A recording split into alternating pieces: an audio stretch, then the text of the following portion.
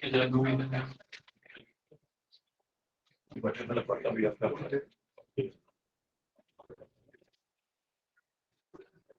Buenos días a todos, espero que estén muy bien. Los que están en remoto, ¿me escuchan bien? Sí. Sí, te escuchamos perfecto, Boris, gracias. Vale, sí, Boris. muy bien. Me alegro.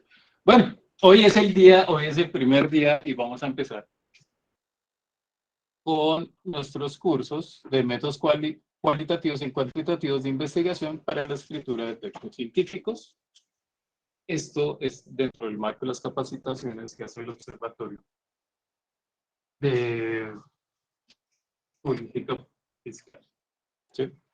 Vamos a tener varias sesiones de estas capacitaciones. Realmente vamos a tener 6 módulos para empezar a trabajar, 3 de los cuales, los 3 iniciales los voy a presentar yo, los otros 3 los va a presentar el profesor Manfred. Y a mi cargo tengo 3 temas bastante interesantes, bastante novedosos, que podemos aplicar como herramientas de investigación para hacer investigación sobre control fiscal o política pública. Básicamente vamos a tener 3 sesiones de 2 horas. Hoy vamos a empezar con la sesión de análisis espacial. En 8 días vamos a tener la sesión de análisis de redes y en 15 días vamos a tener algo más, un poco más sencillo, pero no menos complejo, que es la visualización de datos. ¿Sí? ¿Por qué queda al final? Porque si uno puede hacer el megadocumento, la mega investigación, pero si no visualiza bien lo que quiere decir, pierde todo el trabajo anterior. Por eso lo dejé para el final. ¿Sí? Entonces, hoy, como les mencionaba, vamos a ver análisis espacial. Y aquí donde empezamos a jugar entre todos, porque quiero saber ustedes qué entienden por análisis espacial. ¿Qué es? ¿Cada cuánto lo usan o no lo usan? ¿Sí? Y quedo abierto, no importa, los que están en remoto, no levanten la mano, sino hablen normalmente, porque no estoy viendo, no puedo ver quién está en sala, entonces simplemente pueden hablar tranquilamente, aquí vamos debatiendo. Entonces la pregunta es, ¿qué entienden ustedes como análisis espacial? ¿Lo han usado, no lo han usado en su vida cotidiana, en su vida profesional? A ver, ¿quién me da alguna Pues yo idea? entiendo que análisis espacial se refiere al análisis de datos, pero localizados o georreferenciados, que llaman, o sea, localizados en un mapa, sí, en una localización geográfica. Y lo he utilizado en algunas ocasiones como para establecer, digamos, ciertos mapas de calor de ciertas cosas. Yo no lo sé hacer, pero digamos, le pido a alguien que me ayude haciéndolos. Entonces, por eso es muy pertinente esta capacitación. Ok, muy bien. ¿Quién tiene otra opinión frente a este análisis espacial? Pues en la misma línea, creo yo que, y pues lo he aplicado básicamente un contexto geográfico de la información de análisis, pues como dice Lili, para georreferenciar, ¿no? Ok, vale. Olga nos va a decir. Digamos, es como más como Buenos días. Hola, buenos días. Del territorio o de, digamos, los municipios, departamentos, cuando uno va a hacer como un análisis de la información general para sacar conclusiones que se va a aplicar en la investigación o de los datos que se van a traer en ese texto. Ok, bien. Buenos días. El último que se echa en la web. ¿Qué entienden por análisis espacial? El último. Y empezamos. ¿Quién más? ¿Me escuchan? Sí, ahí te estamos escuchando. Mira, yo considero, no sé si estoy muy perdida del tema, pero tan pronto escucho análisis espacial y si lo aplico, digamos, en mi diario trabajo, para mí análisis espacial es un poco lo que nosotros hacemos cuando vamos a hacer ejercicio de auditoría antes de ir a una entidad, conocer como sobre el status quo, un poco la historia, un poco su organigrama, su misión, su visión, un poco como el conocimiento general que me permite limitar el estudio que voy a hacer en un ejercicio auditor. Ok. Sí, parcialmente tienes razón, tú tienes que conocer el sitio donde estás, las relaciones que tiene ese sitio, con qué entidades, a qué distancia están las entidades. Ajá, Yo digo, vale. bien. Para el otro tipo de relaciones, de organigramas y todo eso, vamos a hacer la siguiente sesión, que es de análisis de redes, que no tiene un componente geográfico tan fuerte, pero sí tiene una estructura de cómo se organizan los datos. Entonces ahí lo que Gracias. tú nos mencionas, tienes tanto un componente espacial y un componente de red, pero nos vamos a Perfecto. quedar en lo espacial y lo geográfico.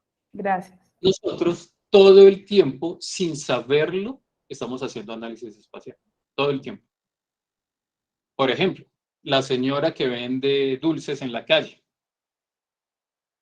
¿Ustedes creen que la señora se expone en cualquier espacio, en cualquier sitio para vender los dulces? ¿No? Esos sitios tienen unas características que favorecen su actividad económica. ¿Sí? Entonces ella, sin saberlo, sin saber qué es un mapa, sin saber qué es un sistema de proyección y todo ese tipo de cosas, ella sabe dónde tiene que vender. Ella analiza, ¿dónde baja más gente? Debajo de los puentes peatonales, cerca a los paraderos de Transmilenio, cerca a las universidades, ¿sí? Tiene un razonamiento espacial que lo hace sin saber que lo hace. ¿Cuántos de nosotros usan Waze? Todos. Queremos llegar temprano, usamos Waze. Waze es hacia análisis espacial. Uno está en un punto, va a otro punto, él te calcula la ruta más cercana de acuerdo a las variables que están en el espacio. ¿Sí? Él siempre se evita los semáforos y por eso no le toca voltear antes del semáforo y llegar a la esquina. ¿Sí? Él empieza a medir la velocidad promedio de todos los que usan Waze. ¿Sí? El Waze se alimenta de nuestros datos. Waze no funciona si nosotros no interactuamos con Waze.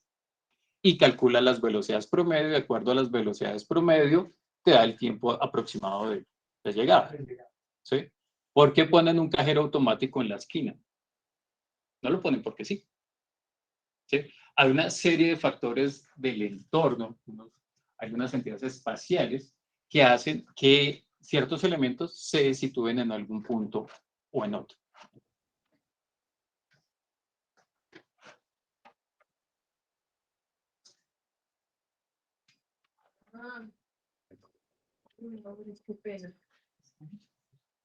Bien. Ahora bien, el análisis espacial es complejo, sí, en cualquier, por favor, es complejo, es extenso. El objetivo de hoy es simplemente mostrar qué se puede hacer, porque esta no es la última sesión que vamos a tener. ¿Sí?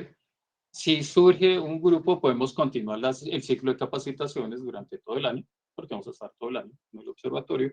Este es como el abrebocas, como decir, oiga, abramos el espectro de lo que podemos hacer en análisis fiscal, ¿sí? Usando este tipo de herramientas. Sí, hoy les voy a mostrar muchas cosas que se pueden hacer, muchos ejemplos, para que ustedes al interior digan, ay, a mí se me ocurre que puedo hacer esto. No lo había pensado, no sabía que eso se podía hacer. ¿Sí? Y como decía Liliana, yo analizo el mapa, yo sé, no soy experto, pero yo sé cómo se analiza. Bueno, como ustedes ya quedan con esas inquietudes, el de qué se debe hacer, yo me encargo de cómo se debe hacer. ¿Sí? Pero lo interesante es que ustedes abran un poco ese espectro de qué podemos hacer en investigación usando herramientas de análisis espacial. Hay muchas definiciones de análisis espacial, yo simplemente quedémonos es, como le decía Liliana, que tiene varios puntos en sus argumentos, es todo lo que yo pueda tener georreferenciado, ¿sí? Lo puedo ubicar en el espacio, puedo usar una serie de herramientas que pueden entender su comportamiento, que hace que se comporte de una forma, describirlo, entenderlo, mirar qué lo causa. Pero simplemente es una serie de herramientas que me permiten medir cómo interactúa un elemento en el espacio con otro. Y hay muchas definiciones, no se puede, la más sencilla, la más compleja. Ejemplos. Perdón, yo hago aquí un paréntesis que yo me emociono explicando, pero se me olvida presentarme. Y ustedes dirán, ¿quién es este señor que se paró y a hablar hace 5 minutos y no se presenta? Mi nombre es Boris Ramírez. Soy ingeniero industrial de la Universidad Distrital, especialista en SIC de la Universidad Distrital, una maestría en informática de la Universidad Nacional. 22 años más o menos de experiencia haciendo investigación cuantitativa y espacial para diferentes centros de investigación, como el SEGA, era el antiguo Centro de Estudios Ganaderios y Agrícolas, como el CEDE de los Andes, fui coordinador de la encuesta de opinión empresarial agropecuaria, después pasé a hacer investigación ya un poco más en dinámicas de conflicto, ¿sí? Dinámicas delictivas con la Fundación Unidas para la Paz, pasé a ser director del área de gestión de conocimiento de la Fundación Unidas para la Paz y después en los últimos 3 años me he dedicado a hacer investigación con mapas geográficos, ¿sí? En varios campos de...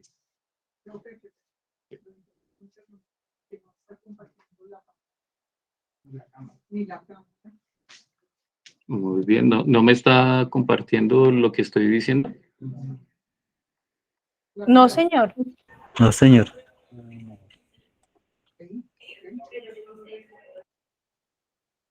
Yo les puedo pedir un favor muy grande.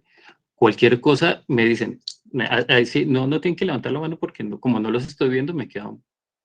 ¿Ahí están viendo? Ahora Sí, sí. señor. Ah, Sí, señor. Listo, Boris. listo. Qué pena que me avisan, no importa, gritan y yo sí. Igual, si no entienden algo de una vez, no se esperan al final porque pronto se nos alarga un poco. Bien, el caso es que me he dedicado 22 años a analizar datos y datos geográficos. En resumen. Dentro de las cosas que hemos hecho es el análisis delictivo. ¿Sí? Tenemos al lado derecho mapa de hurto, concentración de hurto a personas, lo que Liliana nos mencionaba como un mapa de calor, y al lado izquierdo tenemos el mapa de homicidio. ¿Quién me quiere? Solo una persona que me diga qué ven de diferente.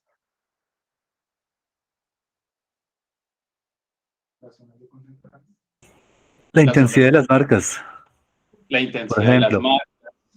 ¿Qué más ven así de...?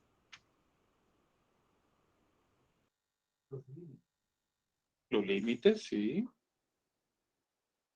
¿Dónde roban más en Bogotá? Hay zonas de concentración donde se ve que hay mayor delito, de acuerdo a lo que se dice. Listo, ese es el corredor tradicional. Este corredor, aunque ustedes no lo crean, lleva 20 años siendo el mismo. Aquí en Bogotá roban y siempre roban en el mismo sitio. ¿Sí? Ese es el corredor entre la séptima y la Caracas, desde la sexta sur hasta la 80 y pedacito. Ese es el corredor. Ese solo el corredor puede aportar el 50% de los otros en Bogotá. ¿Sí? Y ahí viene mi siguiente pregunta. ¿Para qué nos sirve el análisis espacial? Pues si estamos hablando del análisis de dónde se producen los delitos con mayor, nos serviría para tomar medidas también, digamos, hacemos el análisis para tomar algunas medidas que puedan prevenir ese hurto en ese espacio donde se está ocurriendo. Exactamente. ¿Y con qué frecuencia? ¿Con qué frecuencia? Y ya podemos entrar en pormenorizar qué pasa ahí. ¿Sí? O sea, el análisis espacial, como el análisis cuantitativo, todos esos tipos de análisis los que nos dan son herramientas para la toma de decisión. En este caso, como tiene un componente geográfico, lo que nos permite es focalizar algún tipo de acción. Es decir, si nosotros fuéramos la alcaldesa de Bogotá y quisiéramos acabar con el hurto de personas, ¿dónde nos focalizaríamos? En esa área. En esa área, ¿cierto? Y yo sé que si yo ataco esa área porque los recursos son limitados, muy posiblemente voy a impactar en algo el 50% de los hurtos que se cometen. ¿Dónde está concentrado el fenómeno? Exactamente. Entonces, no vamos a desperdiciar recursos, no vamos a poner un policía en cada esquina porque no se necesita y igual no funciona, sino diseñamos estrategias, no nos vamos a inventar el parrillero o quitar el parrillero porque eso no funciona. Sí, focalizaríamos estrategia de seguridad en esta zona. Si nosotros quisiéramos al revés o contrario, no el hurto a personas, sino el homicidio, como el mapa que tenemos al lado izquierdo, ¿dónde intervendríamos? En las zonas que están más oscuras. Las zonas más oscuras tenemos Kennedy, tenemos Bosa, tenemos Ciudad Bolívar, ¿sí? Que hay una gran concentración de hurto. ¿Sí? Creo que fue Camilo el que dijo que las intensidades eran diferentes. Claro, Si uno mira, se ven más chiquiticos los puntos de hurto a personas y más grandes los de homicidio. Eso se ve que en Bogotá, en promedio, cada 80 metros roban a una persona. ¿Sí? En cambio, el homicidio es alrededor de 1 kilómetro, en promedio. Por eso es que se ven esas diferencias de intensidad. Pero eso es solo un ejemplo de lo que podemos hacer. Voy a pasar los ejemplos muy rápido. La parte de definiciones, conceptos generales, me voy a demorar un poquito. Y en la última parte de la charla, ya les voy a mostrar un ejemplo que estamos trabajando con Rubén, de cómo aplicar estas herramientas en el control fiscal y tiene unos resultados bastante interesantes. Pero eso lo dejo al final para que se motiven. Se lo explico al principio, no me paran bolas. Bien. Salidas, no siempre el análisis espacial termina en un mapa, ¿no? Puede terminar en una tabla, en una gráfica o en un dato. Si uno puede desgastarse 2 meses en un análisis espacial para una azúcar. ¿Sí? O para una gráfica. No le paren bolas a la gráfica todavía, ahorita se los explico. Y de dónde salió todo esto. Pero lo que quiero quedar claro aquí es que si yo hago análisis espacial, no siempre voy a tener un mapa. Puede tener una tabla, un resultado, una gráfica. Bien, y aquí ya empezamos un poquito con los conceptos generales. Cuando uno hace análisis espacial, lo que hace uno es una pequeña abstracción del universo en un gráfico. ¿Sí? Un gráfico con coordenadas. ¿Ustedes se acuerdan del colegio cuando veíamos el plano cartesiano? Sí. ¿Todos se acuerdan del plano cartesiano? Listo. Entonces, el plano cartesiano, como vemos aquí en la grafiquita, simplemente tiene un eje X, un eje Y, y nos movemos alrededor de ese eje. Básicamente para ubicarnos, básicamente. Cuando hablamos de análisis espacial y cuando hablamos de en qué formatos tenemos la información, básicamente vamos a tener como 2 grandes grupos de formatos, ¿sí? O de tipos de datos. Vamos a tener unos datos vectoriales. Sí, eso suena feo, pero es muy sencillo. Y unos datos tipo raster. Hoy vamos a hablar más de datos vectoriales que de datos tipo raster, pero eso les explico. El dato vector simplemente es lo que siempre le manejamos como puntos, líneas o polígonos, que es lo que vemos aquí en este gráfico. ¿Sí? Tenemos cómo representamos un río, una línea. Cómo representamos un bosque, con un polígono. Cómo representamos una casa, puede ser un punto. ¿Sí? Como aquí tenemos 2 bosques, el bosque 1 que son árboles, el otro son pinos. ¿Sí? Pero es como cogemos ese mundo o ese universo aparte y lo ponemos, lo simplificamos con las variables de interés y lo ponemos en un espacio, en un plano cartesiano. ¿Sí? Entonces, cuando hablamos de capas vectoriales, simplemente estamos hablando de puntos, líneas o polígonos. Nada más. ¿Sí? Si yo, como el mapa anterior, yo quiero identificar un hurto, pues pongo las coordenadas, el punto donde pasaron las cosas. Cuando yo hablo de capa raster, que en este caso no las vamos a explicar mucho, una capa raster es simplemente una foto. ¿Sí? Esas son las fotos que toman los satélites con que uno puede identificar dónde están los cultivos de coca. Y toma la foto, las fotos, ustedes han visto fotos, ¿cierto? ¿Qué pasa cuando uno se acerca a la foto? Le da zoom y le da zoom y le da zoom y le da zoom. ¿Qué pasa? Se pixela.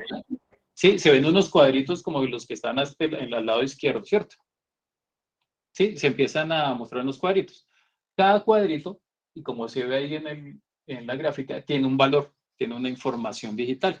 Es esa información la que uno procesa y después dice si hay cultivos de coca o no hay cultivos de coca. O lo que hacen ahorita con inteligencia artificial, que es decir, de acuerdo a la foto, qué es barba, qué es pelo, qué es nariz, qué son gafas. Pero básicamente vamos a tener esos 2 grandes tipos de elementos. Hoy nos vamos a enfocar en las capas vectoriales, dícese punto, líneas o polígonos, porque son más fáciles de entender y para lo que tenemos nosotros son más útiles. ¿Sí? Bueno, ese es un ejemplo de una capa tipo raster, esa es una foto satelital de Bogotá. ¿Sí? Lo verde es vegetación, lo morado es como pavimento, lo rojo es suelo sin cobertura. Casi siempre se usa para hacer análisis de suelo, análisis de cobertura, donde coca, donde no hay coca. Nosotros, como estamos familiarizados con la coca, pues lo usamos para. Bien. Ahí algunos de ustedes pueden decir lo que quieran, solo en un espacio académico. ¿Creen que la Tierra es plana? Ah, muy bien. Aquí hay grupos que piensan que la Tierra es plana.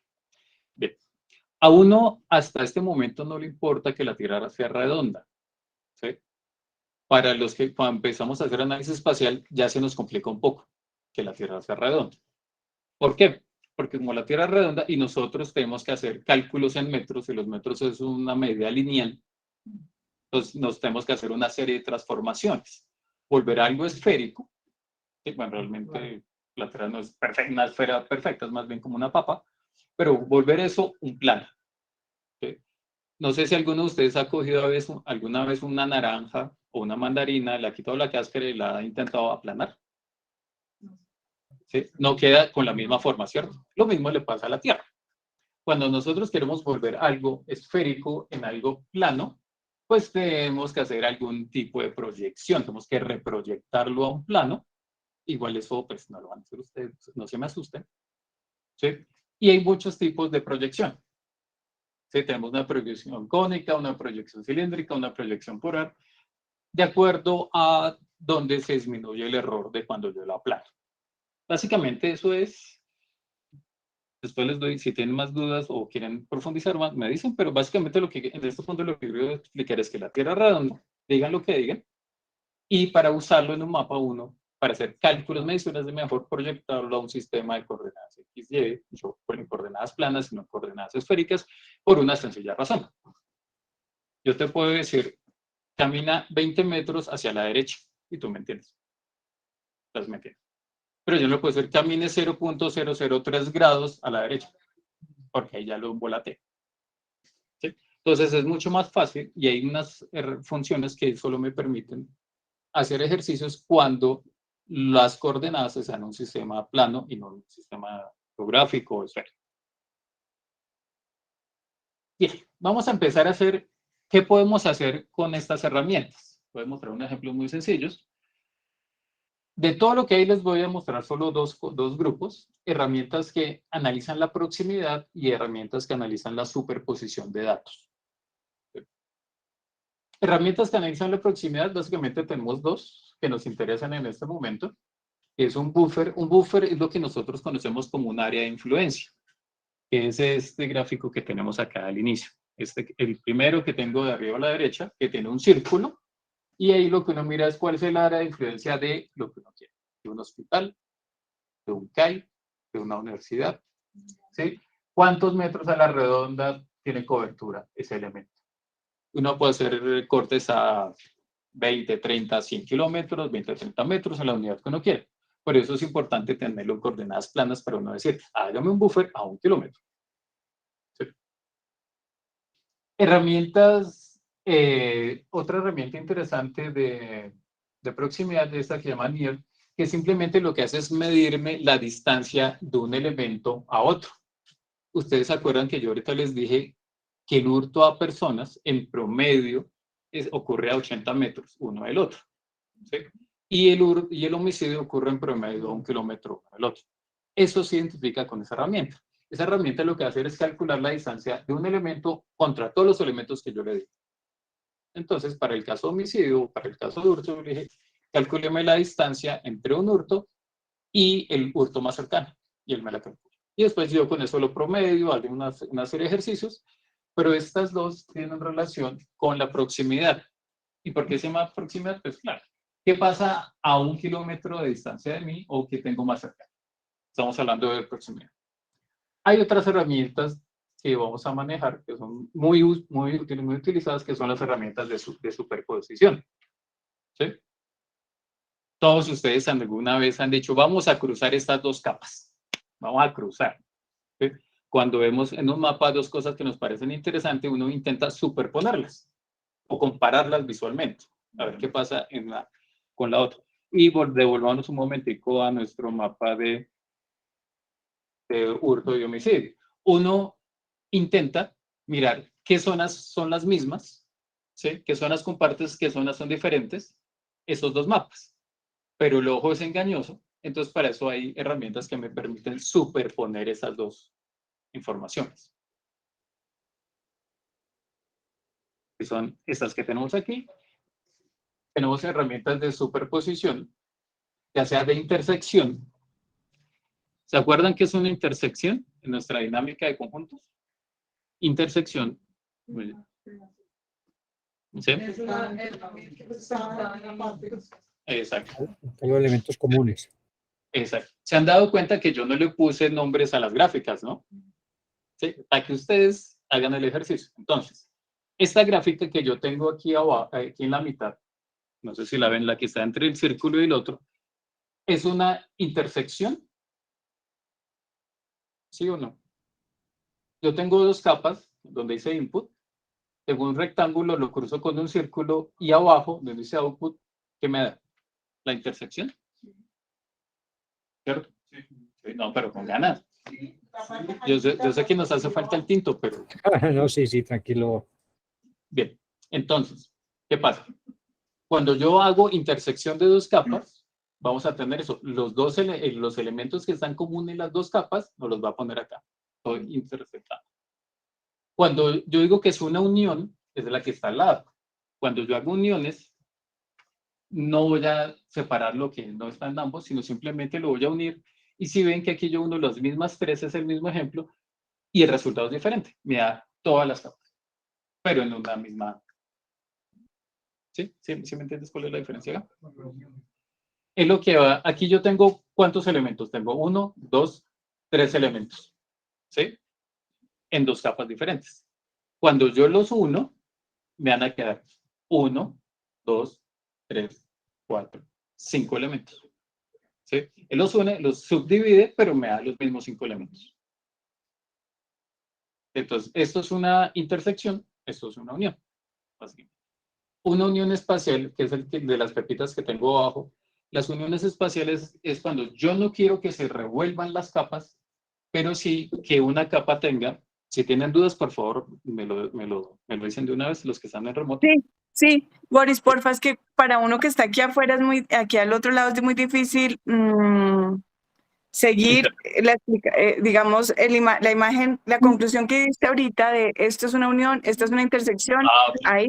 Entonces, si puedes mostrar, porque claro, tú lo hablas, pero uno no no hay cómo indicarlo en la pantalla, ¿me explico? Entonces, Listo. la unión allí sería, Bien. ¿cuál diagrama? ¿Está bien? Me parece bien que me interrumpan. Ay, perdón, sí, pero es que no me lo quiero perder, porque después, ¿quién me va a explicar después? No, pero está bien. La verdad es que sí está bien para poder entender. Entonces, la intersección es este que estoy moviendo. ¿Sí? ¿Sí lo ven? Ok, sí. Bien. Entonces la intersección es lo que se superpone del círculo amarillo en el rectángulo azul. Exactamente. La unión, que es el que está al lado, como no quiero que me los divida, sino que me los una, es lo que va a hacer es coger esas dos, va a coger dos capas, que es la capa morada y la capa amarilla.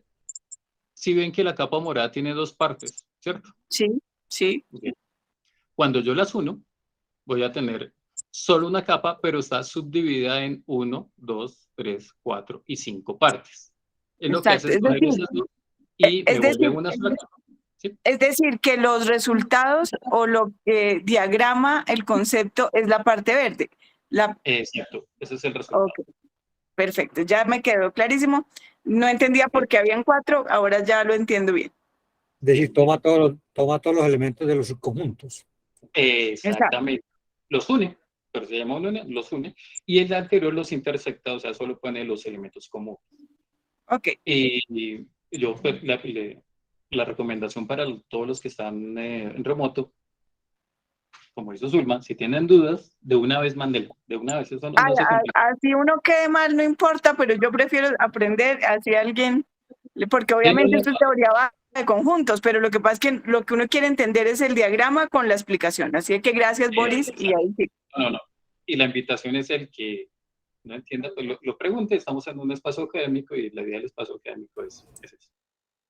Ahora bien, hay la otra que es muy útil es una que se llama un espacio join o una unión espacial. ¿Cómo ven yo? ¿Qué es este? Aquí lo voy a mover. ¿Qué es este que tenemos acá? Este dibujito. Ese dibujito tenemos dos capas. Pueden ser localidades, puede ser, digamos que son localidades o barrios. Y los punticos son las tiendas. Entonces, si yo quiero saber cuántas tiendas hay en el barrio A, pues simplemente cruzo estas dos capas.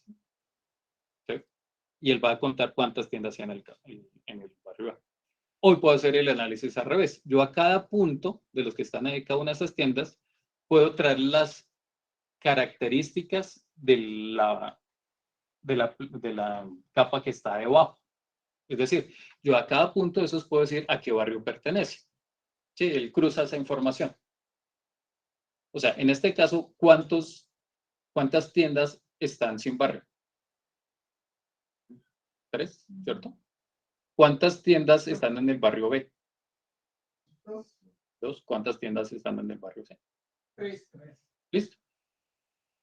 Claro, pues que son poquitos, es fácil hacerlo, pero ponga esto en todos los barrios de Bogotá, se complica. Entonces, esa herramienta es muy sencilla de traer elementos, traer las características de un elemento al otro nos sirve para eso. Bien. Siguiente. Aquí una pregunta para los que están en remoto. ¿Ven mejor así o cuando proyecto la presentación? Mejor así, Boris. ¿Sí? Se ve mejor la... Sí, mejor así. Listo. Bien. Lo que les mostré ahorita son herramientas de análisis sencillo. Pero esas son las sencillas. ¿Sí? Que uno pueda superponer capas, jugar con las capas. Ahora, esto ya es un poquito más robusto, que vamos a hablar de análisis cuantitativo de datos espaciales. Antes estábamos jugando con las capas y aquí vamos a hacer análisis como tal, con un poquito más robusto cuantitativamente. Básicamente nosotros solo tenemos estos 4 tipos de análisis que se puede hacer con datos. Y a diferencia de lo que vimos ahorita, nosotros para hacer el análisis cuantitativo de datos espaciales solo nos vamos a tener en cuenta dos figuras, los puntos y los polígonos. Nos vamos a olvidar de las líneas. ¿Por qué? Porque las líneas funcionan como redes, en cambio los puntos y los polígonos sí funcionan como elementos del espacio, una serie de relaciones. Nosotros podemos hacer estos 4 tipos de análisis. El primero que podemos hacer es este, que es el más sencillo, de patrones puntuales. Suena feo, pero simplemente es cuando nosotros trabajamos puntos. ¿Sí? Y con puntos que generamos el mapa de calor que nos mencionaba la doctora Liliana. Cuando hablamos de geoestadística, suena feo y es un concepto que todo el mundo confunde. Geoestadística, ¿ustedes saben cómo identifican dónde hacer un pozo de petróleo? ¿No? Sí, tú lo que sí. ¿Cómo? Porque entiendo que hay algunos minerales que se pueden verificar desde el espacio. No sé, En el suelo, sí. Sí. Exacto. Entonces, sí. Lo que uno hace es, toma una muestra de suelo en un punto, tiene valores, toma muestras en otro, muestras en otro, muestras en otro, ¿sí? Y analiza esas muestras y dice, bueno, lo más probable es que esté ahí. Como ven en la gráfica azul, cada puntico son muestras diferentes. ¿Y cuál es la diferencia entre patrones puntuales y la geoestadística? Que en los patrones puntuales es el sitio donde ocurrió el evento, como tal, y la geoestadística lo que hace es con una muestra, con una estadística, la estadística se basa en muestras, ¿no? Uno hace un muestreo para hacer una encuesta, aquí es igual. Uno hace un muestreo en el espacio y mira cómo es el comportamiento y analiza esas muestras.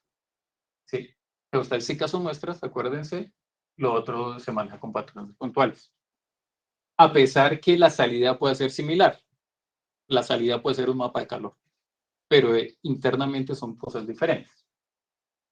Lo que nosotros más vamos a usar son los látices o datos área o simplemente los polígonos. porque la mayor cantidad de información que nosotros tenemos para control fiscal está a nivel de municipio, a nivel de barrio, y eso se representa con polígonos. Entonces, básicamente lo que nosotros más vamos a usar es esto, porque hay muy poca información a nivel de punto que a nosotros nos interese. Aunque si alguno de ustedes es más inquieto, uno puede decir, no, mire, yo quiero cruzar tal con tal, y funciona. Puede funcionar muy bien. El otro que se usa es esta interacción espacial, que es de los anteriores es el más raro porque la cercanía de un elemento a otro no tiene relación con su comportamiento. Eso suena raro, pero les voy a poner un ejemplo. ¿Cuánta plata se mueve en mercado Colombia-Estados Unidos? Se transa entre los dos países. Un montón. ¿Sí? ¿Sí? Y están lejos. ¿Cuánta plata transa Bogotá, Colombia con Venezuela? Poquita, y están pegados. ¿Sí? Entonces, eso lo que me muestra es que no necesariamente el ser vecino va a tener mayor relación. ¿Sí? Entonces, por eso se llama interacción espacial. Porque, exacto, la cercanía no tiene consideración frente a la variable que estamos estudiando, y el mercado es lo más. Porque, sí. La escogencia del sistema o del dato o la estadística es a criterio. Entonces, sí, lo que yo quiero. Si yo quiero ver en qué ciudades de Colombia hay más impacto fiscal o donde roban más la plata de COVID, eso es a criterio de la persona que quiera presentar el informe o. Digamos, Y de acuerdo a eso se escoge. Exacto. Entonces, ¿cómo funciona esto? Uno primero tiene la inquietud. Yo quiero ver dónde roban más. Sí. Eso es lo primero. Y pues uno ve qué tipo de información tiene. Yo tengo unas bases de datos que están a nivel de municipio. Entonces, como tengo unas bases de datos que están a nivel de municipio, tenemos la capa de municipios y podemos hacer esto. ¿Sí? Tenemos las direcciones de las fábricas o las direcciones de las empresas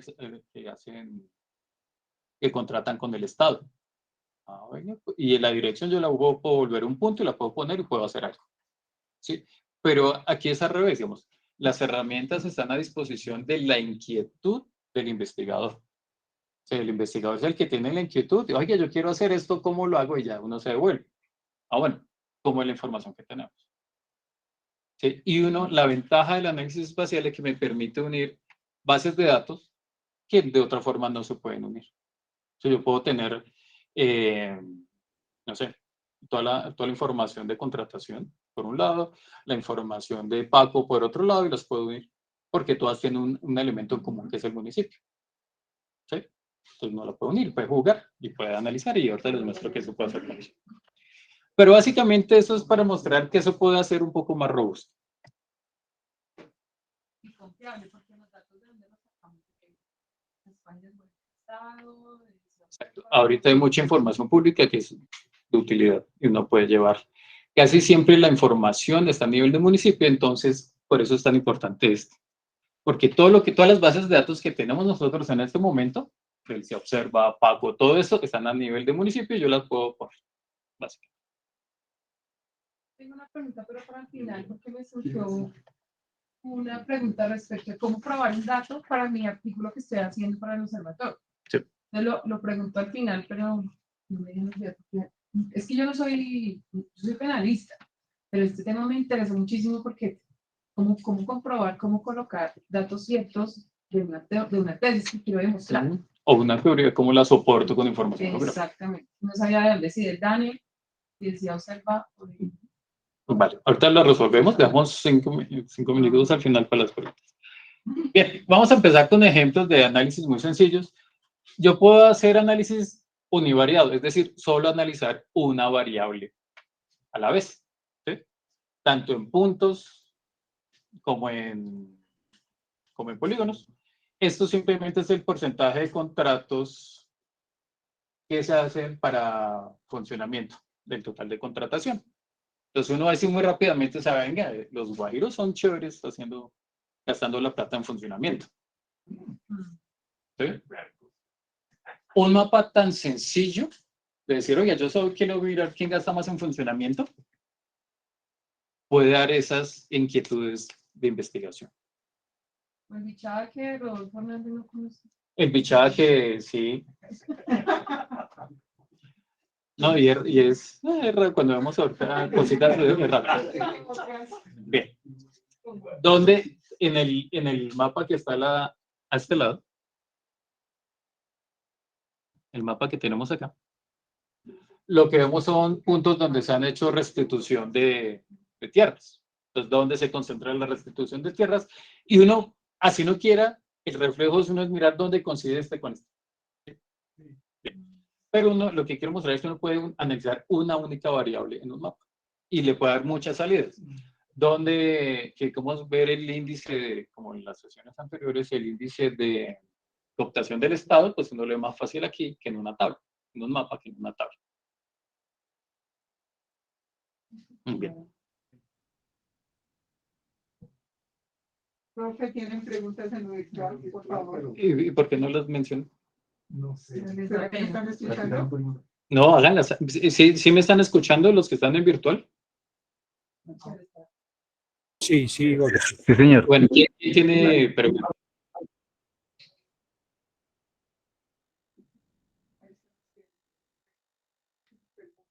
Por eso,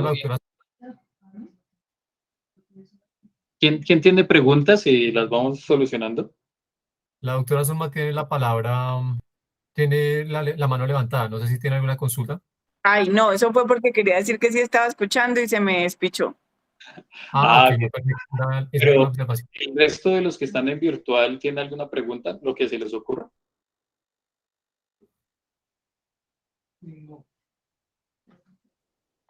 Ok, bien. Otro ejemplo de análisis univariado fue el mismo que vimos. A partir de puntos, estamos representando una única variable en el espacio. Eso es sencillo. Esos ejemplos ya los vimos. Bien. Cuando cogemos la misma variable y la analizamos en dos espacios de tiempo diferentes, eso se llama un análisis multitemporal. Es decir, aquí yo estoy cogiendo homicidio en un año frente a homicidio en el otro y miro qué tanto cambió.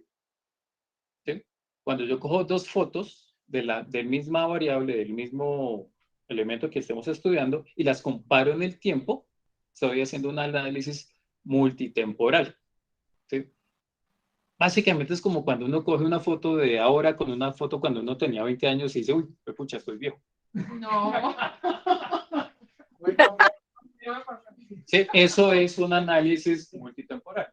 Es la misma variable analizada en dos ventanas diferentes. En este caso es homicidio.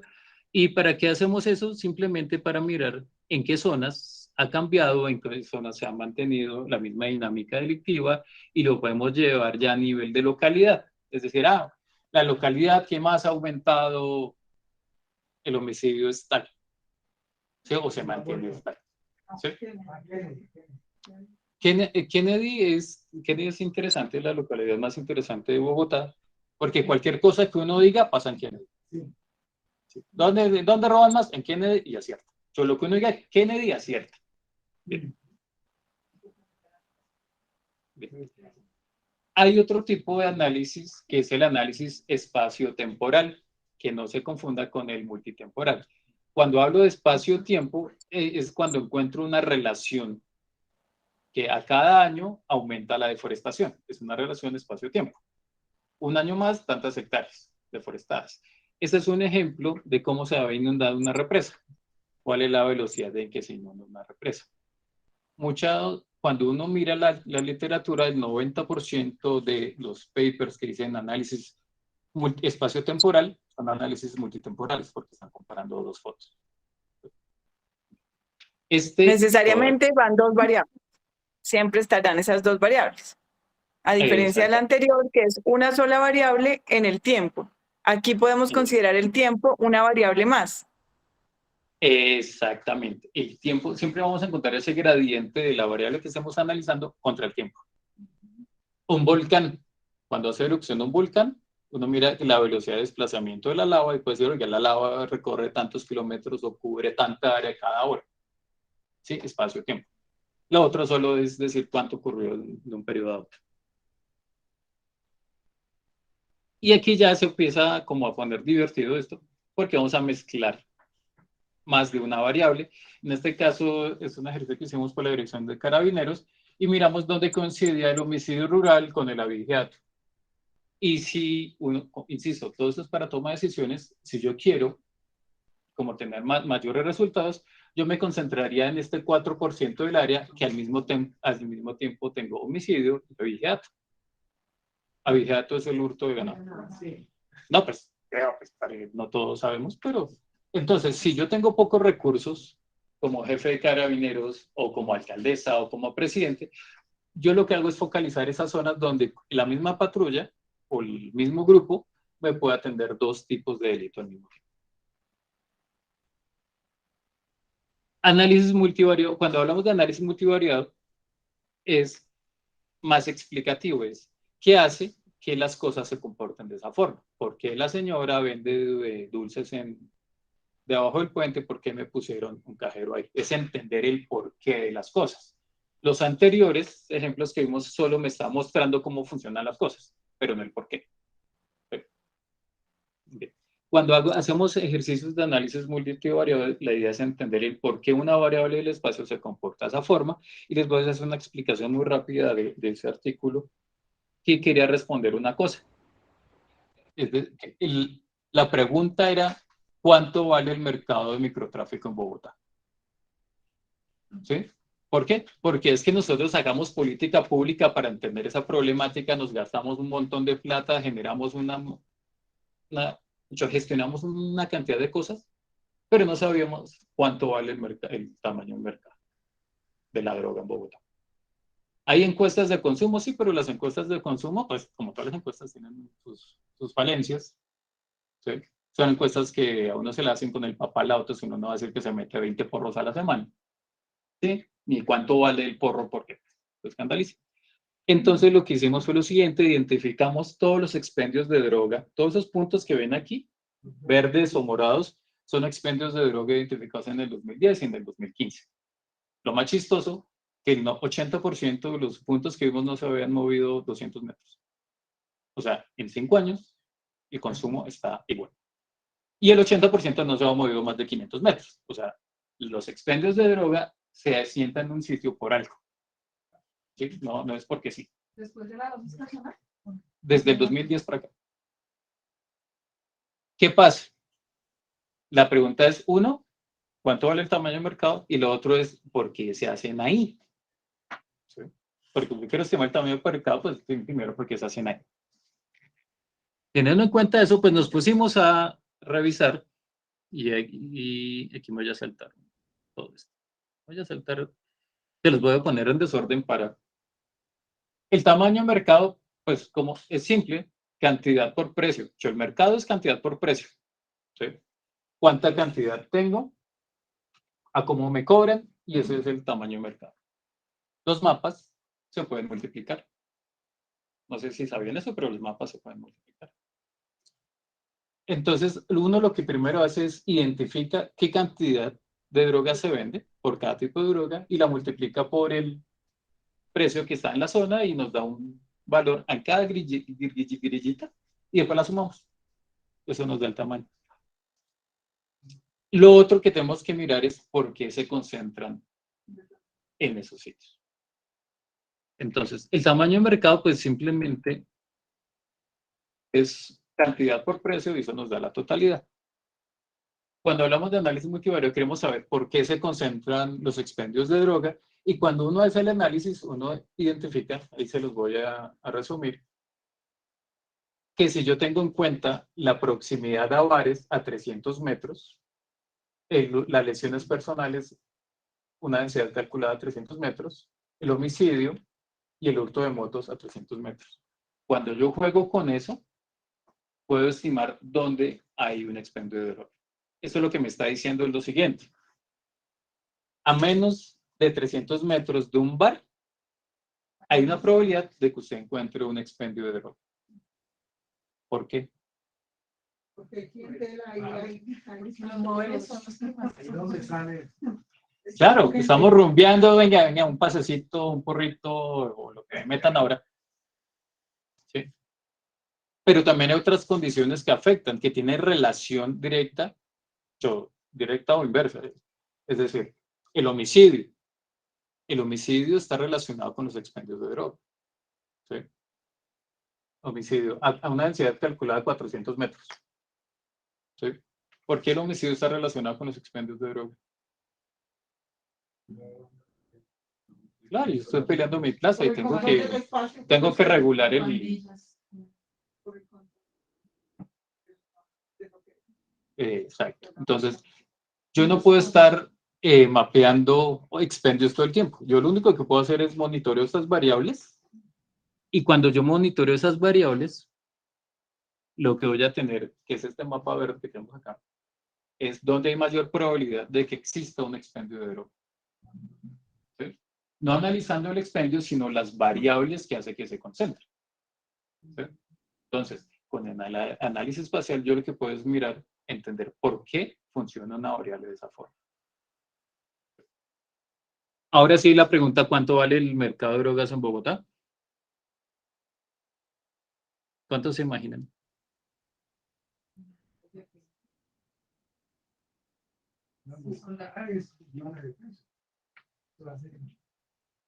Dinero por doquier. ¿Sí?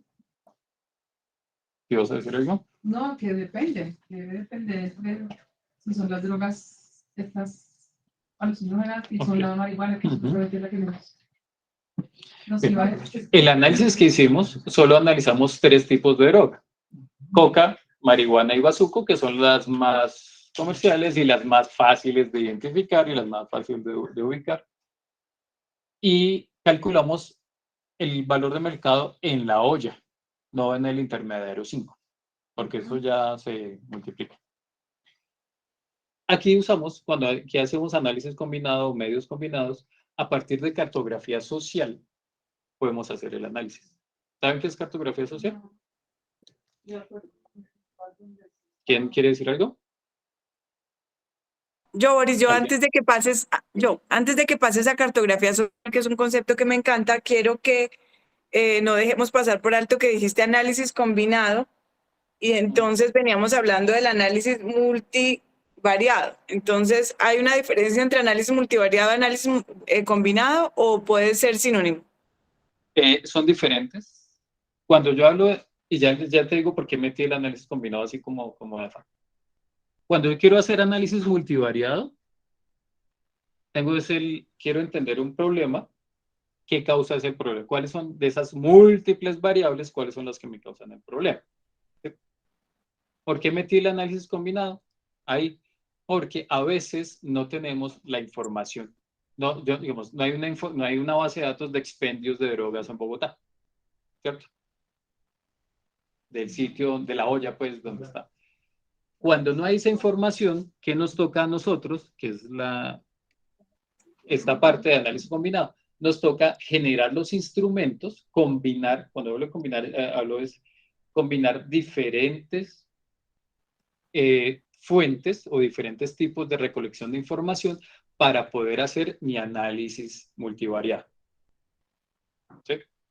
Es decir, para que yo pueda lograr hacer este análisis que tenemos acá, tuve que recoger información, porque esa información no estaba, y esa información la usamos a través de ejercicios de cartografía social. Esta cartografía social tiene una variante muy chiquita de la cartografía social tradicional.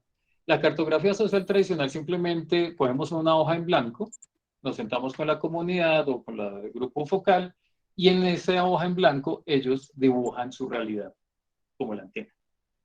¿Sí? Cuando hablamos de este tipo de cartografías un poquito más estructuradas, yo no le pongo una hoja en blanco, sino simplemente le pongo un mapa con referentes básicos para que la persona se pueda ubicar en el espacio. Y en ese mapa ellos van a poner, como en el caso de la policía, se trabajó con todos los comandantes de calle de la policía, ellos nos dibujaban dónde estaba la olla, qué sustancias vendían y qué precio tenía la sustancia. pero ya en un mapa con todas las coordenadas que me permitía muy fácil subirlo a un sistema de información. Entonces, pues para aclarar, análisis multivariados cuando yo reviso varias variables, diferentes grupos de variables, para entender el comportamiento en particular, y cuando analizo análisis combinados, que estoy combinando varios fuentes de información para entender ese fenómeno. Y aquí me voy a adelantar un poco para entrar en materia. Resultados de ese ejercicio de cartografía social, usando cartografía social y todas las herramientas que vemos ahorita. Ese es el mapa de precio por sustancia en Bogotá. Tenemos a la derecha mapa de cocaína, mapa de marihuana y mapa de bazuco, muy similar al crack que venden en Estados Unidos. ¿Y cuánto es dinero? Dependiendo. Ya voy para allá. Esto es cuánto me cobran a mí por comprarme un gramo o un cigarrillo o una bicha. ¿Qué vemos de interesante? La cocaína es carísima. Pero se vende más. En la zona rosa es carísima. ¿Sí? Pero el bazuco es más caro que la coca en Fontibón. La capacidad de adicción del bazuco. ¿Y qué queda en esta parte de Fontibón? Aquí queda el aeropuerto, pero hay una zona donde en ese entonces hay mucho asentamiento de recicladores. Entonces se los venden carísimos y se los cambian por reciclaje. Exacto. ¿Por qué quiero hacer énfasis en este mapa? Porque a pesar que todos son drogas, tienen comportamientos de precios diferentes en el espacio. ¿Mm? Y todos son drogas.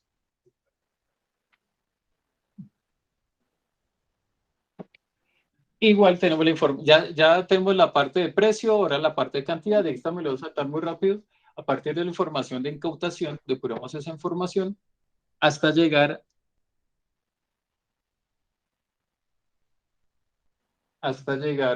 a qué cantidad de drogas se vende cada una de esas sustancias y después simplemente los multiplicamos.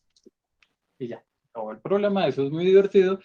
Nos da que en 11 meses que teníamos datos de esas tres sustancias, el valor de mercado era aproximado a los 19 millones de dólares. Entonces, si yo tengo una problemática que en 11 meses vale 19 millones de dólares, ¿cuánta plata tengo que meter ahí para...? ¿En cuánto tiempo vale eso? 11 meses.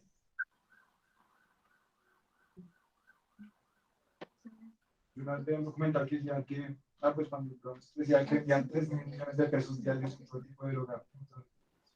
Y aquí solo estamos analizando 3. Marihuana, coca y bazuco. Ni heroína, ni sintéticas, ¿no? Digamos, si uno quiere ampliarse, esto es un montón de plata. Entonces, ¿cuánto es la inversión? Pues es que esa sí se la densa porque... ¿Cuánto se invierte en política pública? ¿Cuántos millones se han de invertir en política pública para solucionar esta problemática? Al año, en Bogotá. 19 millones de dólares, ¿no es? No. Lejos. En 2019 era algo así como, pues, ni siquiera era 1.000 millones, de acuerdo. Ok, entonces ahí va lo siguiente, digamos. Vamos a solucionar el problema de microtráfico. ¿Por qué? Porque los tomadores de decisión leen esto, muy bonito, y yo prefiero seguirme haciendo. Hasta ya no se dirige a la política criminal. Estos son delitos de bajo impacto. No, aparte que si uno mira, pues ahí de ahí come más de uno. Son delitos de bajo impacto. Así los catalogan. Sí, exacto. Están involucrados a la hacer el análisis de... No, y hay una serie de incentivos perversos acá. ¿Sí? Y el incentivo más perverso que hay, legal, porque son incentivos legales, es las cuotas de incautaciones que se le tiene a la patrulla del cuadrante. Nosotros, pues, entre todo lo que hicimos, apoyamos la implementación del Modelo Nacional de Vigilancia Comunitaria por cuadrante, no se puede inventar un nombre más largo. Y cuando hablamos con el patrullero me decía, yo no puedo desactivar esa olla, porque es que si la desactivo, ¿De dónde saco la marihuana que me piden que incaute? Porque nosotros llevamos con estos mapas, oye, mira, en el 2010 aquí había una olla, en el 2015 hay una olla, ¿por qué sigue esa olla si ya saben que está ahí? Doctor, es que si la quito, ¿de dónde saco? Y si no tengo el producido, no, y van, están en una esquina y está el... Exacto. Exacto, y ya hay unas dinámicas ahí más que hacen que se fortalezca. Pero los sitios donde se vende coca hoy o se vende marihuana o donde hay expendios de estupefacientes hoy son los mismos que en el 2010. Entonces, si uno hiciera una evaluación de política pública sobre el impacto de las medidas frente al microtráfico, no la rajamos.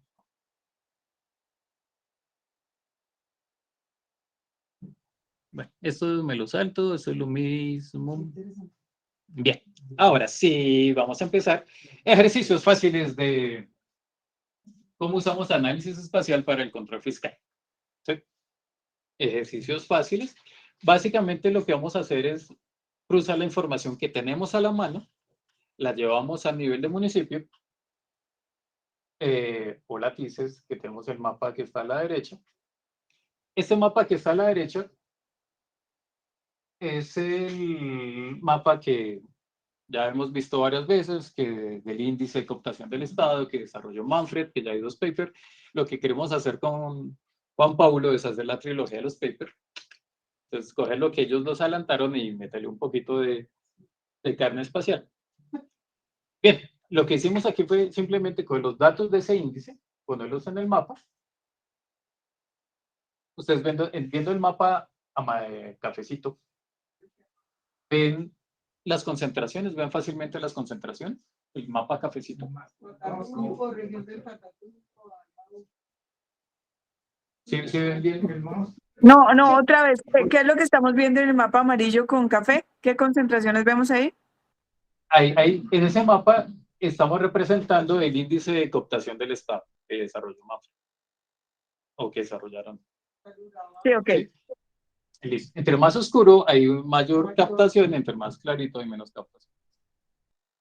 ¿Es fácil verlo? ¿Ver dónde se concentran esas cooptaciones del Estado? Sí, vemos Pues, en la parte de arriba y en la... Sí lo vemos fácil. Se ve más fácil que en una tabla, ¿cierto? Pero cuando nosotros revisamos, hay algo que se llama la autocorrelación espacial, que es el problema, es el coco de esto. ¿Qué es la autocorrelación espacial? Es que tanto lo que pasa en un municipio afecta al municipio vecino. ¿Sí? Es decir, si mi índice de cooptación es alto, eso que tanto le afecta al municipio vecino. ¿Sí? Eso es lo que tenemos. Ahora bien,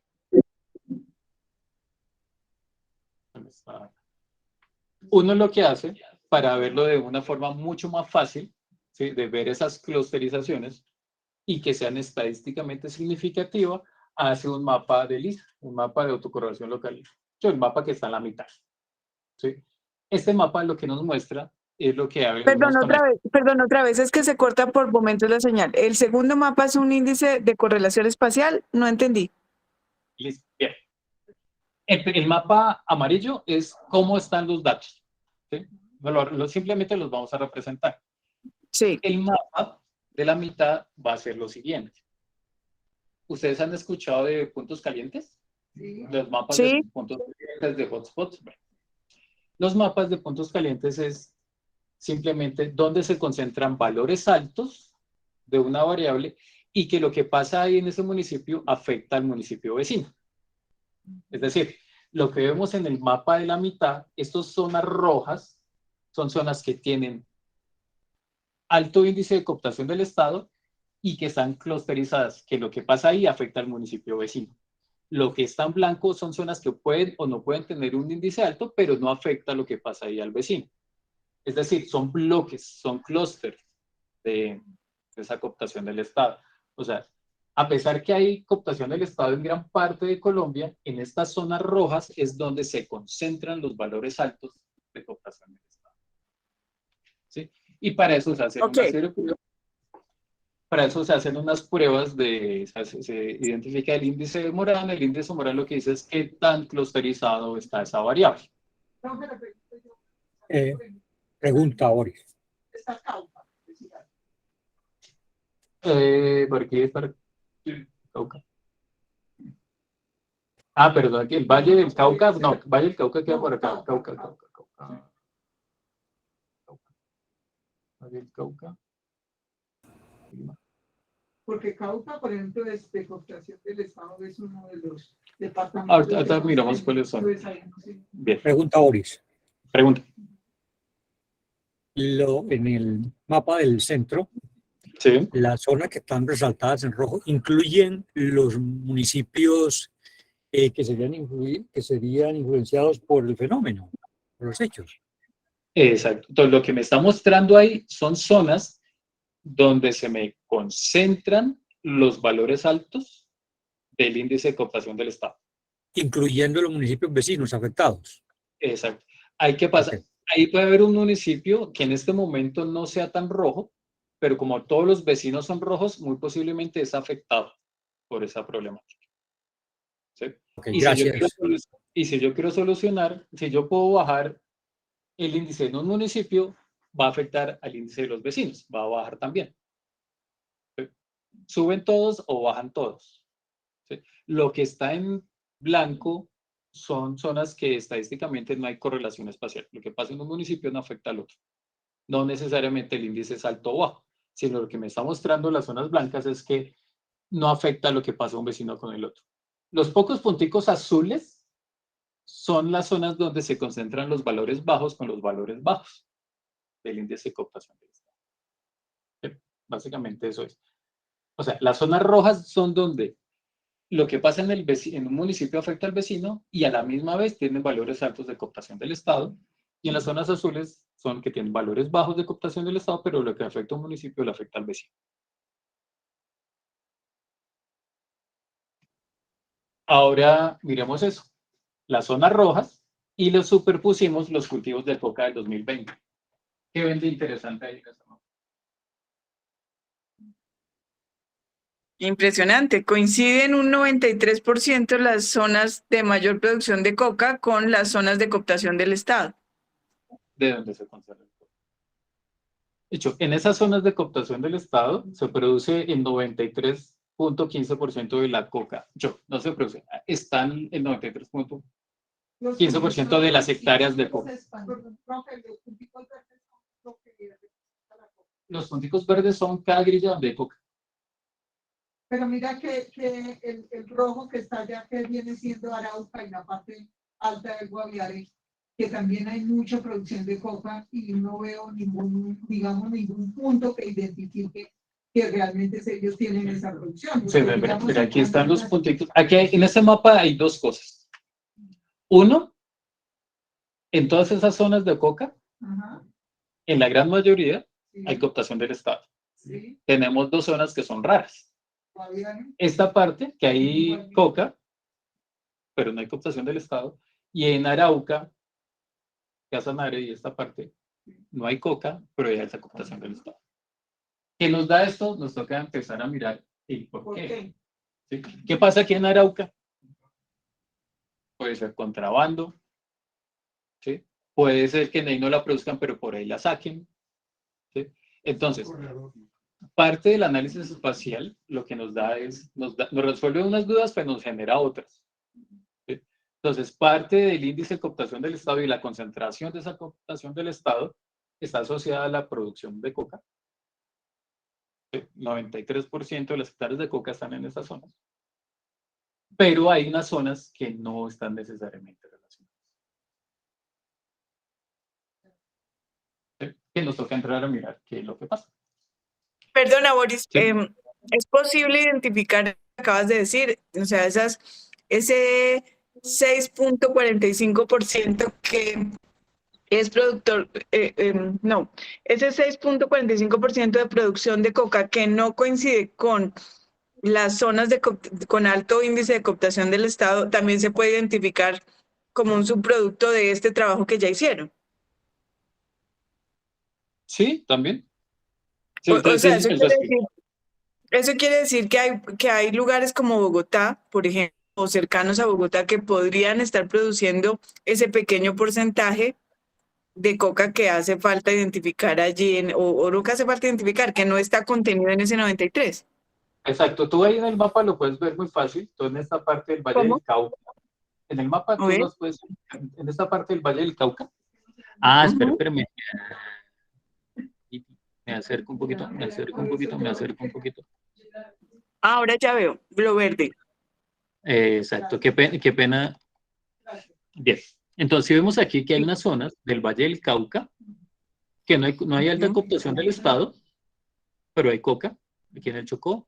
Todo en esta parte del Bichada, no hay cooptación del Estado. Aquí en Arauca unos muy poquitas, ¿sí? Pero aquí lo raro es que Arauca, Casanare, esta parte del Bichada, la parte sur del norte de Santander, no hay coca, pero hay una alta cooptación del Estado. Entonces, eso Oye, es lo que nos empezamos a... y lo azul de Boyacá y Cundinamarca y Santander, eso azul, Lo azul ¿qué? es... Entonces, lo rojo, eso es donde se concentran los valores altos de cooptación del Estado.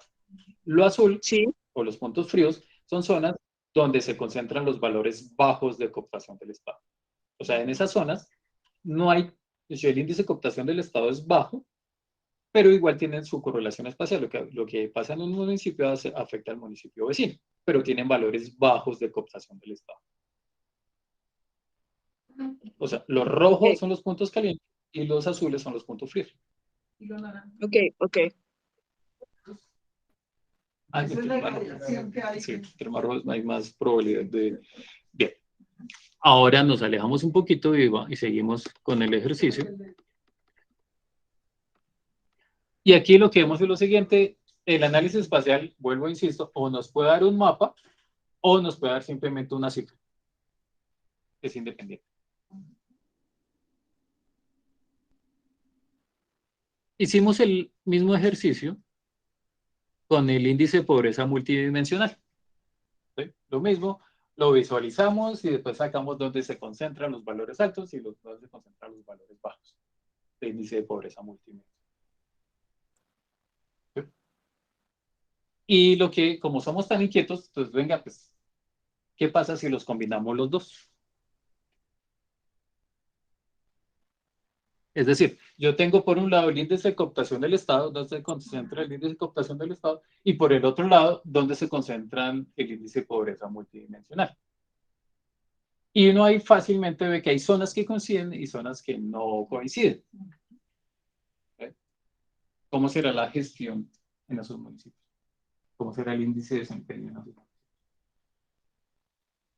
¿Cómo se desempeñan mejor en zonas donde hay alta cooptación del Estado o en zonas donde no hay cooptación del Estado? O zonas donde hay cooptación del Estado y el índice de pobreza multidimensional es alto o el índice de pobreza multidimensional es bajo. ¿Tienen el mismo desempeño fiscal? ¿Qué tendría mayor desempeño? Mejor desempeño.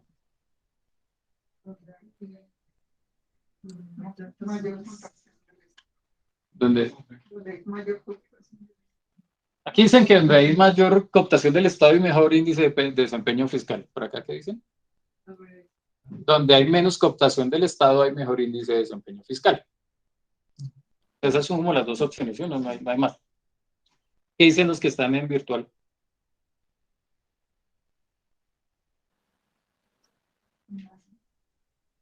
¿Qué se les ocurre? ¿Donde hay mayor cooptación del Estado hay mejor desempeño fiscal o donde hay mayor cooptación del Estado hay menor desempeño fiscal? Lo que uno podría decir no es más lo que se nos ocurre y no lo que pueda interpretar a partir de este mapa. ¿Por qué? O sea, yo creería que si hay cooptación del Estado es porque entendieron cómo ocupar los espacios del Estado. O sea, cómo las GAO, los grupos armados organizados, pudieron ocupar o influir o cooptar el Estado, ¿cierto? Luego entendieron las lógicas del Estado. Podrían también aprender a rendir informes, porque finalmente el desempeño, digamos, del control fiscal se mide por la rendición de informes. pero no puedo, no alcanzo, es que se me está cortando mucho la señal y a veces pierdo el hilo. Digamos, de este mapa que tú estás mostrando, lo azul sería que ¿qué es lo azul aquí? Entonces, vas bien, no has perdido el hilo, la tienes clara. Entonces, ahí tengo dos mapas. Un mapa que está a la derecha, que es el índice, donde se concentran el índice de cooptación del Estado, y el que está al otro lado es el índice de pobreza multidimensional, el que tiene Ok. los colores. Siempre lo rojo va a ser donde se concentran los valores altos y lo azul donde se concentran los valores bajos. Es decir, en La Guajira se concentra más el índice de pobreza multidimensional, dice si hay más pobreza, y en la zona de abajo hay menos pobreza, en la zona azul. El índice de pobreza multidimensional es menor. ¿Sí? Ok. Bien. Pero uno, bueno, Y frente a lo que decías, tienes razón. Solo viendo en el mapa uno no puede afirmar que hay mejor desempeño fiscal o no, ¿cierto? Porque pues, es un mapa. Pues toca ponerle las variables de desempeño fiscal y analizar. Pero vamos hacia allá. Entonces, el siguiente mapa. Esperen, no, voy a borrar esto para que no lo miren todavía. Porque si no se me adelantan. Bien. En este mapa lo que pusimos simplemente es lo amarillo, no le paren bolas, que eso es donde no hay cooptación del Estado. Donde hay cooptación del Estado lo separamos en tres grupos. El rojo es donde hay cooptación del Estado, pero el IPM es alto, o sea, el índice de pobreza es alto. La zona azul hay cooptación del Estado, pero el IPM es bajo. Y las zonas verdes, que solo son esas dos, es que la concentración es, perdón, porque lo está revolviendo. El rojo es que hay alta cooptación del Estado y alto IPM, índice de pobreza multidimensional.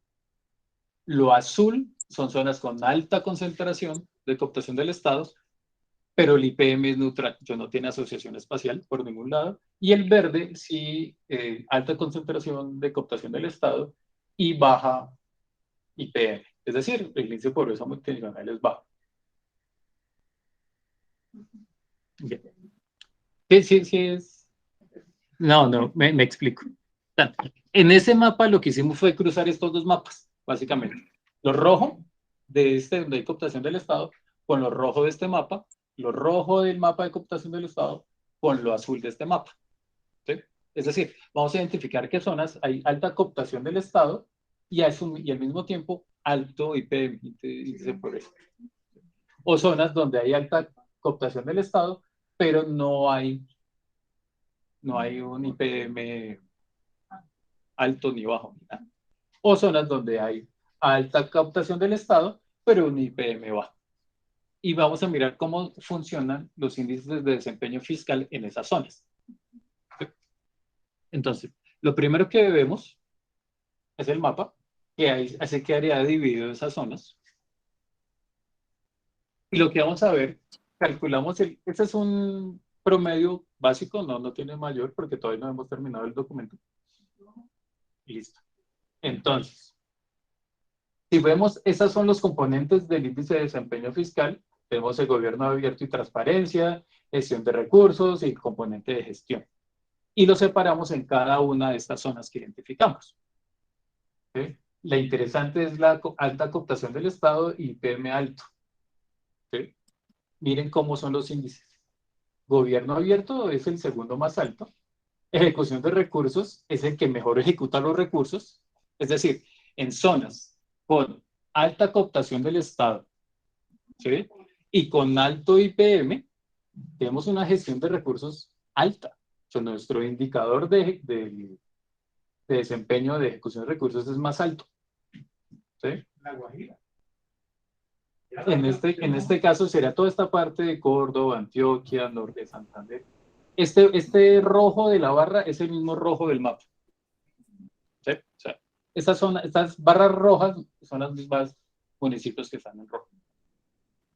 Los azules son los municipios que hay alta captación del Estado, pero es indiferente del índice de pobreza multidimensional. Pueden ser valores altos, valores bajos, no importa. ¿Sí? Y el verde es donde hay alta cooptación del Estado, pero un IPM bajo, que son poquitos. en general, lo que uno ve, el valor general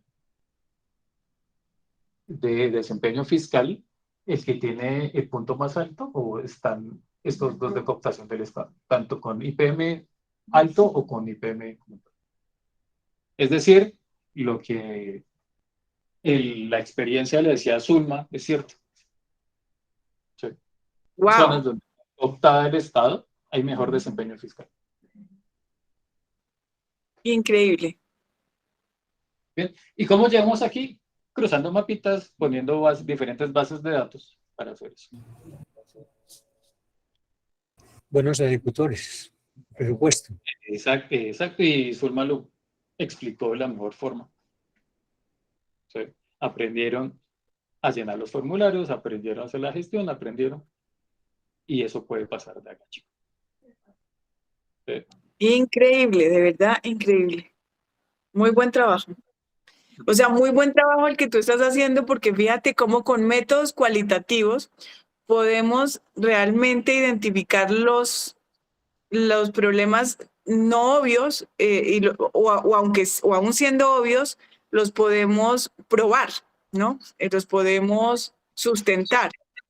Entonces, muy, muy interesante cómo se va concatenando el poder entender los términos básicos de los métodos cualitativos para llegar a fundamentar explicaciones de fenómenos y, sobre todo, y lo más importante, para dirigir los esfuerzos del Estado hacia solucionar los problemas.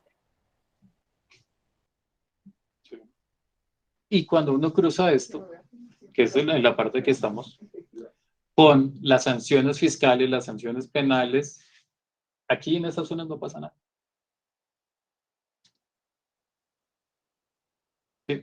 Es decir, cruzamos fuentes diferentes, cruzamos Paco con cooptación del Estado, con el índice de pobreza multidimensional, y con todas las sanciones que nos trae Paco, nos muestra que en estas zonas donde hay alta cooptación del Estado no hay sanción.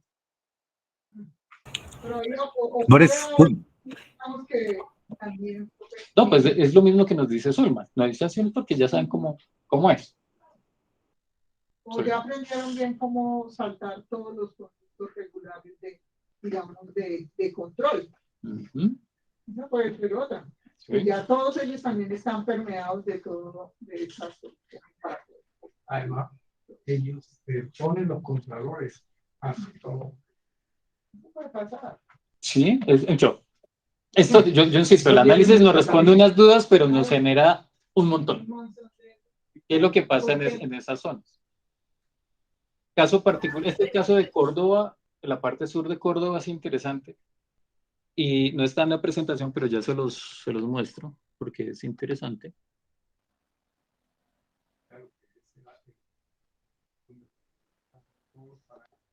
No, pero denunciaron, porque eso fue una... Relación.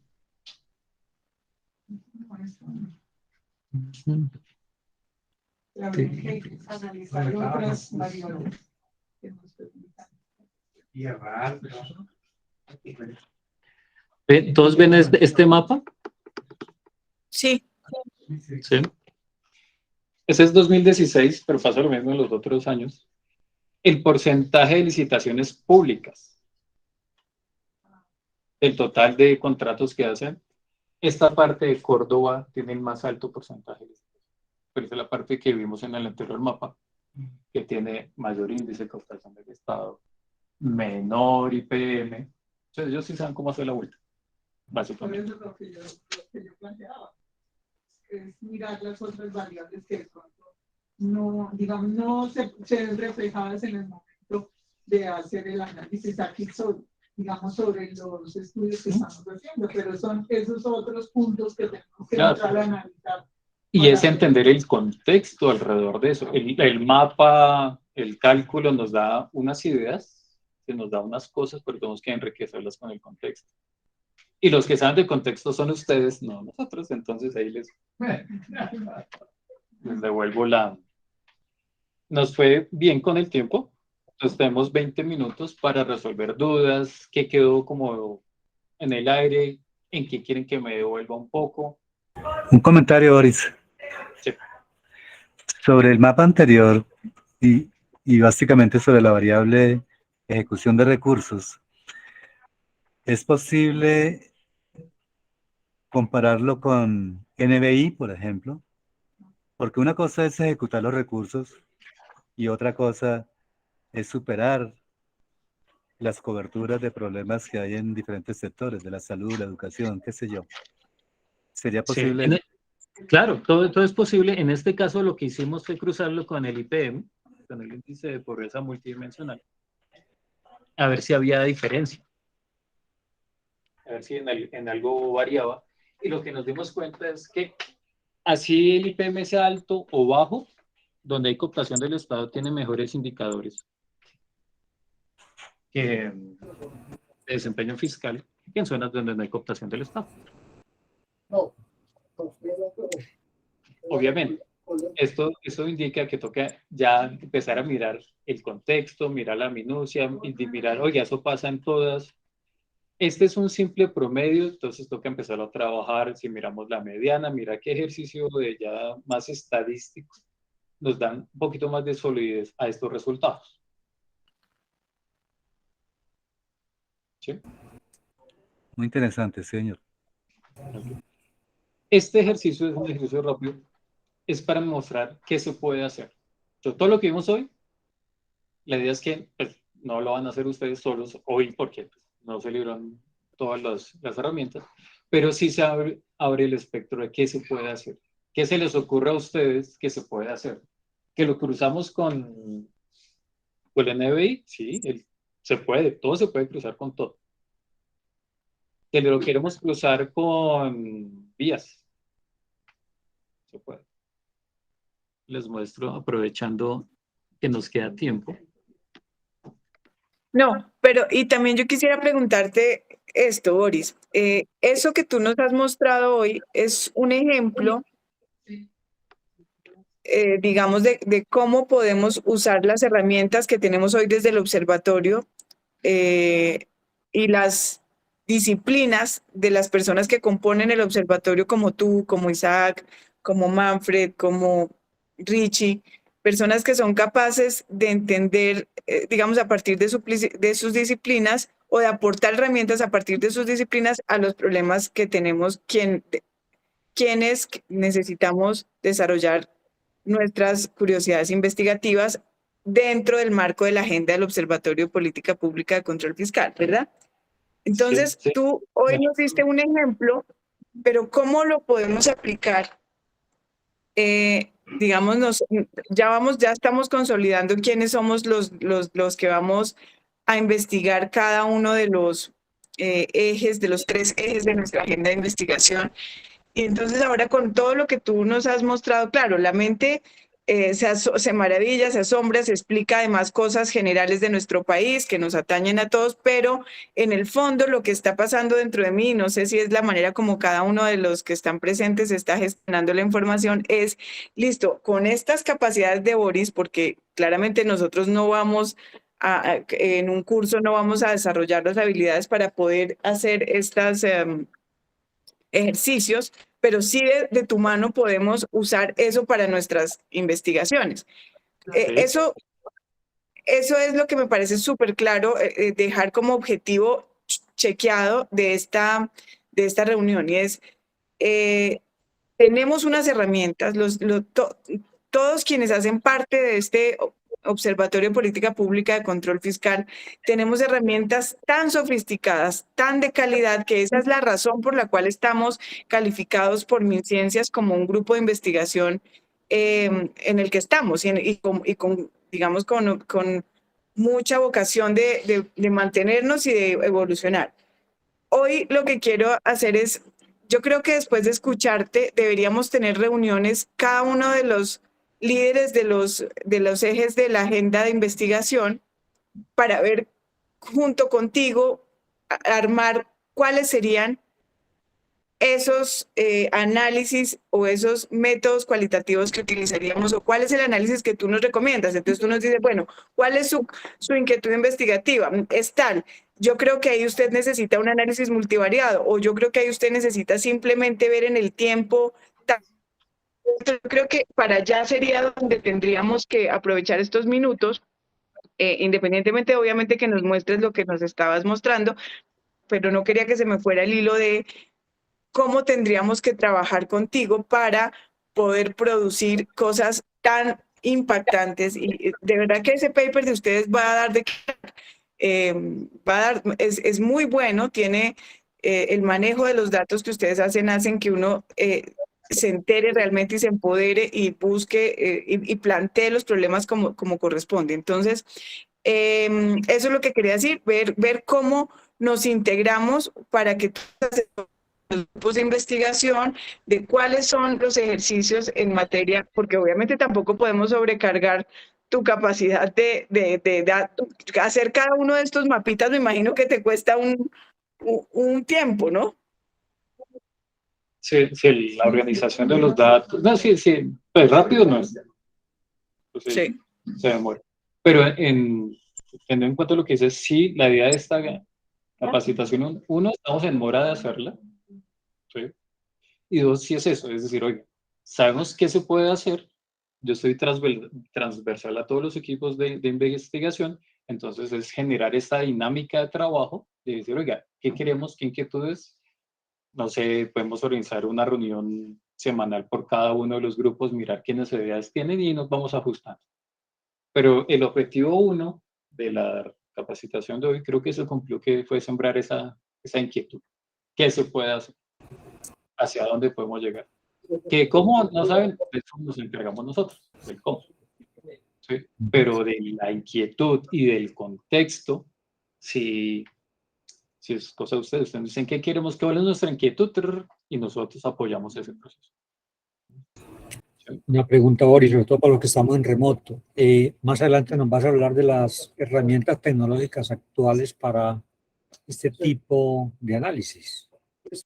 Sí, pues básicamente todo esto se hace a través de sistemas de información geográfica. Y entre el mundo del software siempre hay dos grupos. Está lo corporativo, lo que uno tiene que pagar, y todo lo libre. ¿Sí? Y en ambos hay sistemas de información geográfica. En particular, yo prefiero trabajar con ArcGIS, con Esri directamente, porque es una plataforma más probada, me facilita el intercambio de información con el Estado, porque el Estado también tiene ArcGIS, entonces es mucho más fácil de compartir información, a pesar que todos son formatos compatibles, pero es más fácil. Sí, son herramientas más robustas. Hay herramientas de sistemas de información como el QGIS, como el QuantumGIS, todos estos GIS o SIG, como lo quieran decir. Hay libres, hay unos muy buenos, pero son más complejos de trabajar. ¿Sí? Esta es como la primera sesión. Ya a partir de estas sesiones de trabajo que tengamos, podemos decir, oiga, vamos a hacer una capacitación para hacer el mapa, y nos concentramos uno en cómo se hace un mapa. ¿Cómo se hace un mapa de calor? Y se empieza a transferir cositas sencillas que se necesitan. Si ya es lo que se necesita es un soporte mucho más estructurado, vamos a hacer un análisis multitemporal, un análisis multivariado, yo quiero ver cómo correlacionan estas dos variables en el espacio, ahí sí, pues es más fácil que yo soporte esa tarea que explicarles a ustedes cómo. Pero esa es pregunta. Aprovecha, estamos en sesión de preguntas, tenemos 17 minutos de preguntas. Pero es que las preguntas son personales respecto a... Ok, después las Entonces, ahora hacemos una pregunta. Sí. Vale. Sí, no, aquí generan muchas cosas. Y para cerrar estos 10 minutos les voy a poner el último ejemplo de esas cosas divertidas que pasan en la vida. Ustedes se acuerdan del programa de sustitución de cultivos, ¿cierto? ¿Saben qué es el programa de sustitución de cultivos? ¿Qué es el programa de sustitución de cultivos? Pues, ofrecer la opción de que no siembren coca y cambiar por otra opción productiva, que obviamente no será tan productiva. Sí. Okay. ¿Qué más que? ¿Y porque hay algunos programas que funcionan y otros que no? Porque la coca es más rentable que sembrar o cultivar cualquier tipo de proyecto. Además, cada semana, cada 2 además no semanas. requiere fertilizantes, no requiere insecticidas, no requiere absolutamente nada. Es una planta que sale silvestre y ellos simplemente la recogen y la comercializan a un 200%. Ok. ¿Quién más da opinión? Hay una que es por costumbre, porque por ejemplo decían, por ejemplo, en Mayo y en Cauca, que es mayormente que es lo que ellos han venido haciendo por años y años. Y a ellos es como una costumbre que ellos tienen, entonces es muy fácil sacar para, digamos, ponerse en otro cultivo. Dice que el tiempo que se demora para hacer las producciones, pues que para ellos no es rentable eso y que mientras tanto de qué viven. Si la pobreza es muy baja y no tienen otra forma de como muy alta y no tienen como realmente sobrevivir. Ok. ¿Quién da más?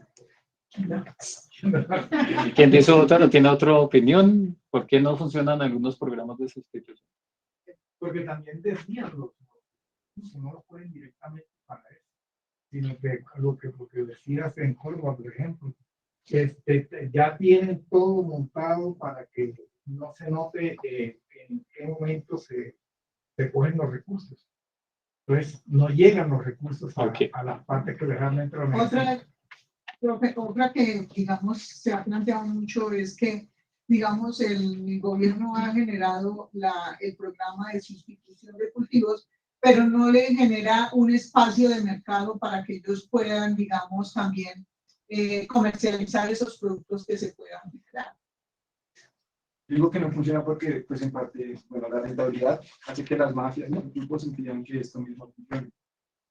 Sembrar, pues, como amedrantando a ese tipo de población, obligándolos a ese tipo de actividad y generando como ese establecimiento de poder en esa zona. Hay varias razones.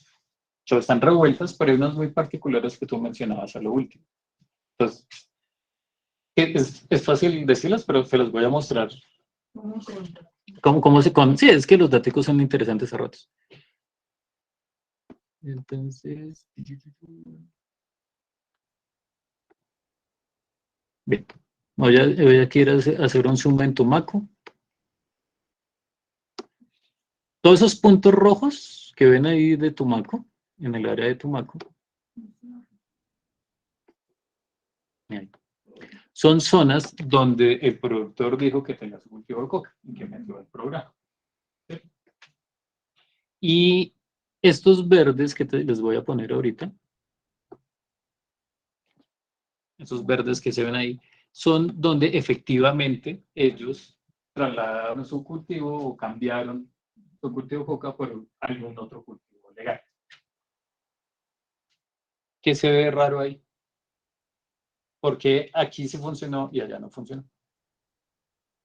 Digamos, profe, es que hay los medios, digamos, los medios para sacar los productos no son tan fáciles. En esa parte donde lo está colocando. Allá hay el medio de transporte. Y ahí nos vamos acercando a la respuesta. Resulta que nos pusimos a mirar eso. ¿Y qué pasa ahí? Simplemente hay vías donde sacar el producto. ¿Sí? Esto, ¿dónde funcionaron? Lo que está a menos de 2-3 kilómetros de una vía principal para sacar el producto. ¿Dónde no funciona? Donde sale. Entonces, la solución no son más normas. Más apretemos al campesino. Llevemos infraestructura vial ahí. Y lo podemos revisar en Nariño, en todas las partes, funciona exactamente igual. Los programas de sustitución que sirven son aquellos programas que están cerca de vías principales por donde yo pueda sacar mis productos. ¿Y esto cómo se hace? A partir de un análisis espacial muy sencillo de superponer capitas. Bien. Entonces ya tenemos 10 minutos, no sé si tengan más preguntas o ya los exploté.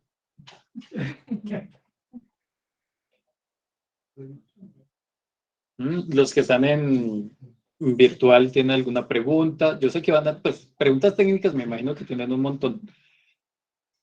Pero alguna pregunta que podamos resolver ahorita.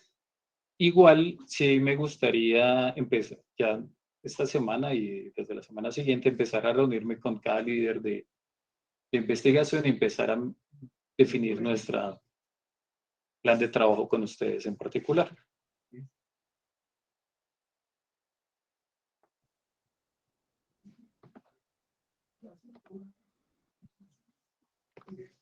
Bien, ¿alguien tiene alguna otra inquietud?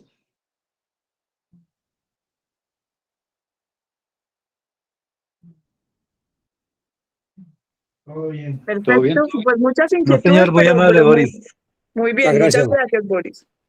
Muy amable, Entonces, gracias. ustedes tienen mis datos. Gracias, vamos Boris, súper interesante. a ver de Zulma, otra vez, lo que quieran, de Liliana, se comunica conmigo y vamos a ir revisando los temas ya particulares de cada uno, de cada grupo de investigación. Listísimo. Claro que sí. Gracias.